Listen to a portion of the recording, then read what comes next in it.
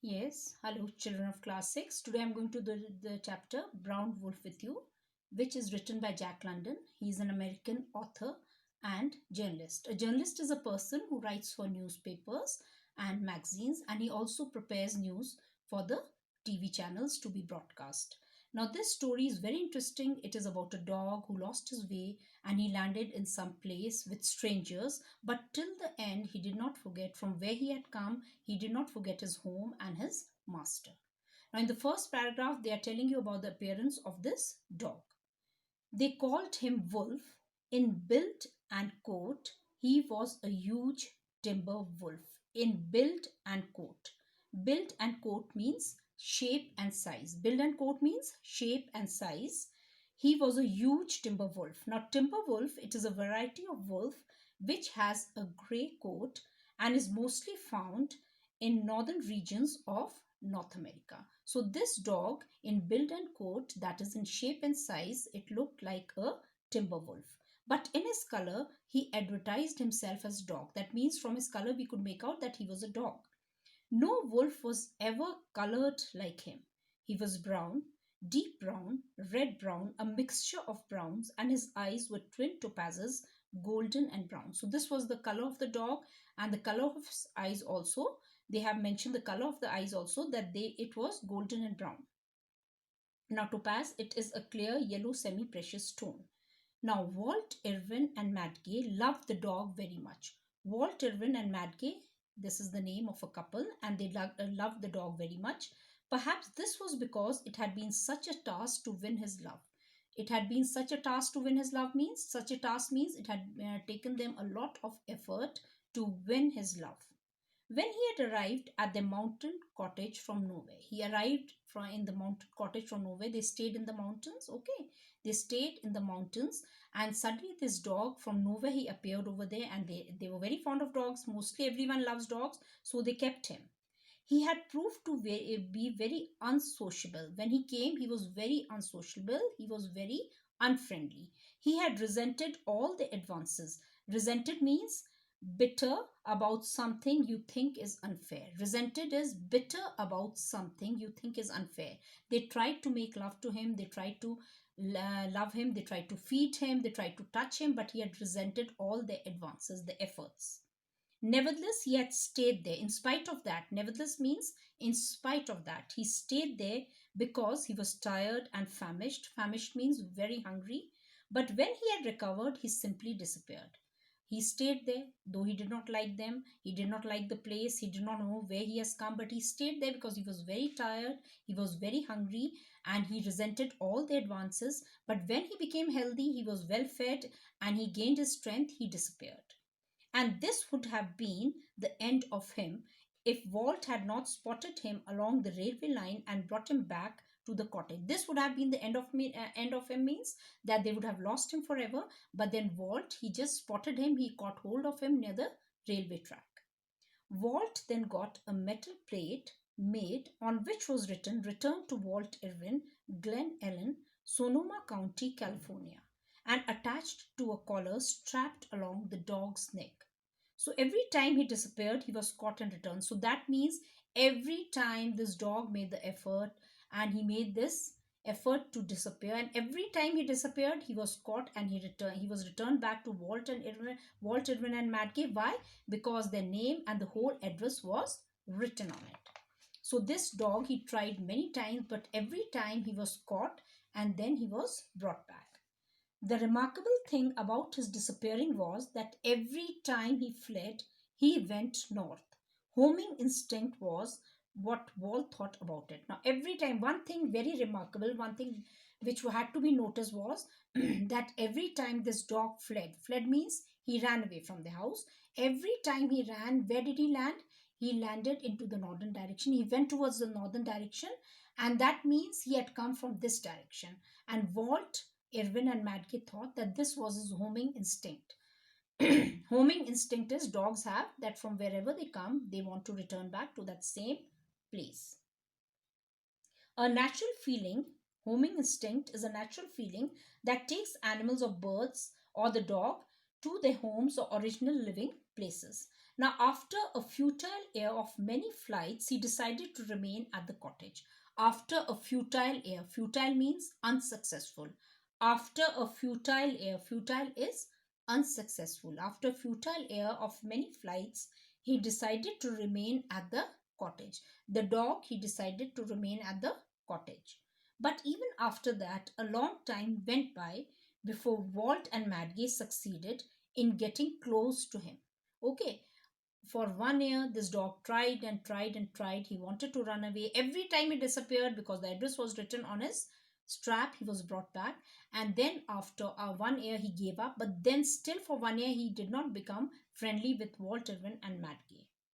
It was great victory, but even after that, a long time went by before Walt Madge succeeded in getting close to him. But then after a year, slowly and slowly, these two people, Walt and Madge, they got close to the dog and they thought that this is the biggest victory because now they are getting friendly with the dog.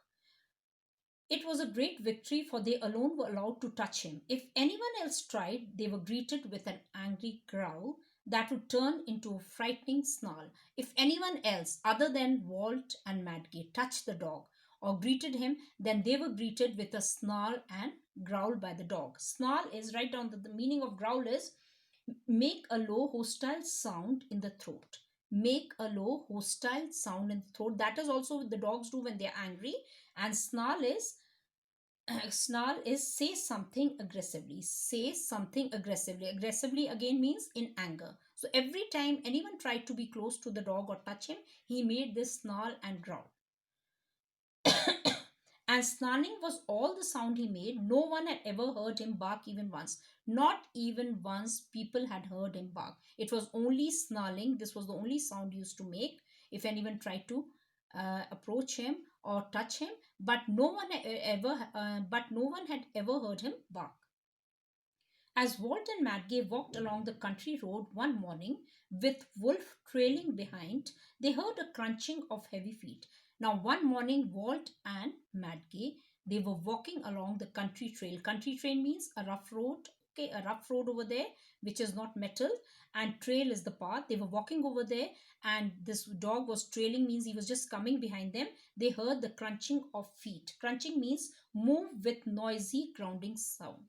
Move move with a noisy grinding sound. A few minutes later, a man came into view around the turn of the trail. Trail is the path. So suddenly, around the turn of the trail, they saw a man over there. Warm day, Walt greeted him. Like you say good morning or good evening. So in the same way, Walt greeted him, warm day. The man paused and nodded. He took the greeting and he nodded. I guess I ain't used much to the warm, he said. So this man said, I'm not used to this warm. That means he comes from a cold place. I'm more accustomed to zero weather. He says, I'm more used to the zero weather.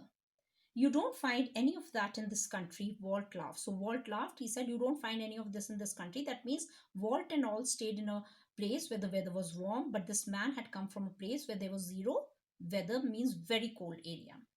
Should say not, the man answered, and I ain't here a looking for it either. So the man says, I've come here. I think the weather is not the same. I understand, but I have not come here to look for weather. I'm trying to find my sister. Maybe you know where she lives. Her name's Johnson, Mrs. William Johnson. So he says, I've not come here to look for weather, in fact, but I've come here to look for my sister. And he says, maybe you know my sister, as it is a small place. So the name of my sister is William Johnson, Mrs. William Johnson. You're not her Clondical brother. So he says, you're not her Clondical brother. Now, Clondical means it is a region in northwestern Canada where gold was discovered. Okay, so this is a region in northwestern Canada. So he says, I hope. So Canada is a cold place, as you all know. So Walt says to him, so I think you are her Clondical brother. Madge cried, her eyes bright with interest. You're not a Clondical brother, Madge cried, her eyes bright with interest, about whom we've heard so much. So Madge says, so I think you're her brother, Clondical brother. You've come from there, from Canada. This is a place in Canada. And she says, she's always talking about you. Yes, that's me, he answered. My name is Miller, Skiff Miller. I just thought I'd surprise her. So he says, yes, that's me. My name is Skiff Miller. I'm her brother. Okay, so now Madge knows about the sister. It's a small place. She knows about Mrs. William Johnson, And this person who's come looking for his sister, says that his name is Skiff Miller. So now Madge says that yes, she knows about the sister. You are on the right track then. So she says you're on the right track, you're on the right path. Madge pointed down the hill.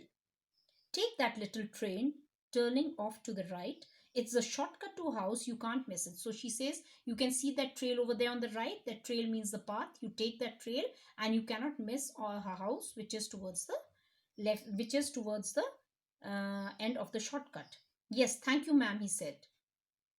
It was at this juncture that Wolf, who had been walking a little away from them, nosing through the bushes, trotted into view.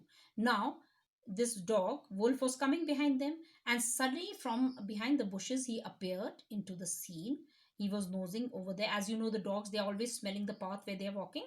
So he was nosing here and there, and suddenly he also appeared on the scene where this man, the stranger, was there talking to Walt and Madge had explained the address to his sister's house. Skiff Miller saw the dog, and a look of great wonder came into his face. As soon as Skiff Miller saw the dog, his face was with surprise. His face, his expressions had changed, and his face was filled with surprise. Well, well, he said slowly. At the sound of his voice, Wolf's ears flattened down, and his mouth opened into a laugh. He trotted up to the stranger and first smelled his hand, then licked them with his tongue. Now imagine a dog who had not allowed Madge and Walt also to come near him for a year. The people who had fed him for a year, and he had never been friendly to any stranger. As he saw this man was also surprised to see him, and he also went near the man. First he smelled his hand, and then he started licking it. Okay, and then he started licking it. He trotted means he walked up to this person. He walked with quick steps, and then he smelled his hand, and then after that he started licking it with his tongue. Madge was amazed. Amazed means she was very surprised. We never saw Wolf make up to a stranger before. So she says we've never seen Wolf make up to a stranger before. Make up means become friendly. To become friendly. Is that what you call him, Wolf? The man asked. So the man is saying, so you call him Wolf. Is that what you call him? He lifted one of Wolf's forelegs and examined the footpads, pressing them. So he lifted his forelegs. Okay, forelegs are the front legs. And then he examined the footpads. Kind of soft, he remarked. He ain't been on trail for a long time. He turned to Madge and Walt and asked, how long have you had him? So he started examining his footpads, and he said his footpads are very soft. That means he has not been on this trail for a very long time. And so he asked a question, for how long have you had this dog with you?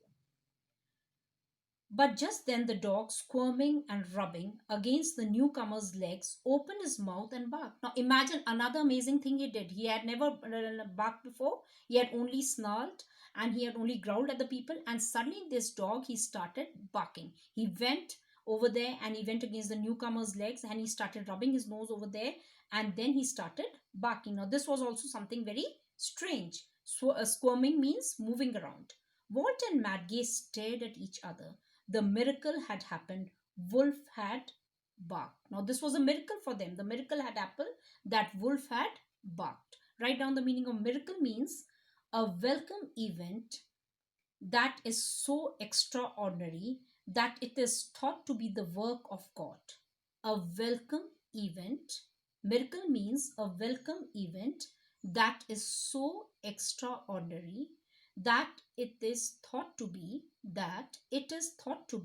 the work of God. So the miracle had happened.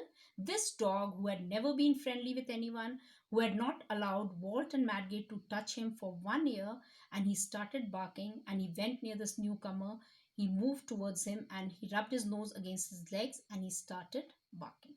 So this was a very surprising turn in the story.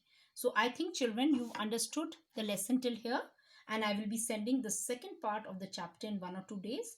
Please see this video, and as you see it slowly and slowly, the boys who have missed the class, they will understand the chapter. It is a very interesting story. Goodbye, children, and stay safe.